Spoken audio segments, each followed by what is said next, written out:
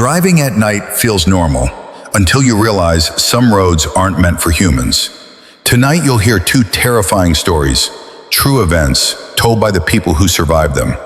So sit tight, because once you start listening, you might never drive alone again.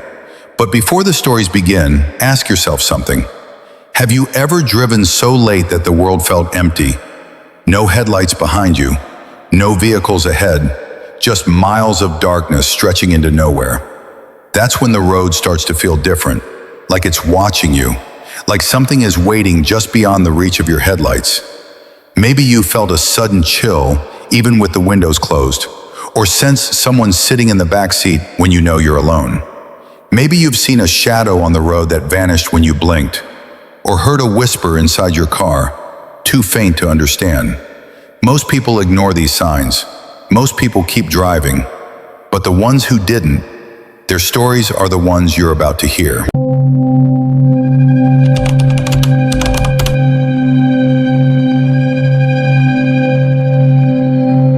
Ali was a medical representative, and that night his shift ended very late.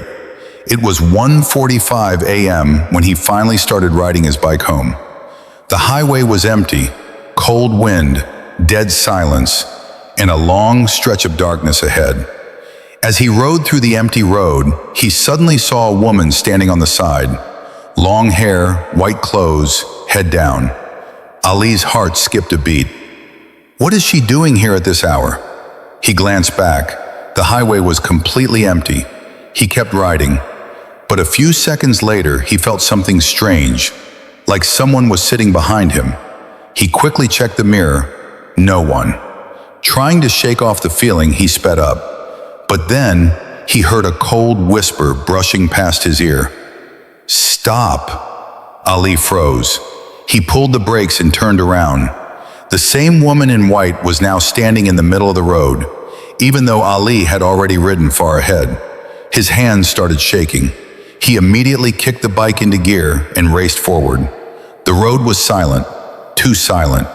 Suddenly, tick, tick, tick, his bike's headlight began flickering. Ali gripped the handle tight, but before he could react, the woman appeared again, this time standing in the middle of his lane. Her face was now lifted toward him, but there were no eyes, just two deep, black, empty holes. Ali swerved the bike to avoid her, barely keeping himself from falling. As he sped past, the woman moved right beside him, even though she had been far behind seconds earlier. For a moment, everything slowed. The air froze. Ali felt a cold, bony hand grip his shoulder tightly. Stop! Come back! Ali screamed and twisted the throttle to full speed. But the horror didn't end there. As he raced forward, the shadows along the trees began moving, shifting unnaturally, stretching across the road as if trying to grab his tires. He heard footsteps, but they were running with his bike. Fast, too fast for anything human. Every time he blinked, he saw her, standing on the divider, standing near a tree, standing right in front of him before vanishing again. It felt like she was everywhere, like she wasn't chasing him. She was already there. His lungs burned from fear, his eyes filled with tears. For the first time in his life, Ali felt certain he wouldn't make it home. Finally, after what felt like hours, he reached the lit area of the highway. Cars, lights, people, noise. Instantly, the coldness vanished. The darkness behind him felt normal again. Ali didn't stop until he reached home. Shaking, sweating, barely breathing, he removed his helmet and froze. There were 5 long scratch marks on his shoulder, as if someone had grabbed him with full force. But the worst part?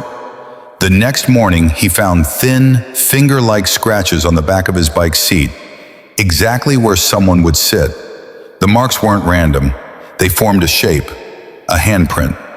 Ali realized he didn't ride alone that night, and whoever or whatever sat behind him wanted him to stop forever.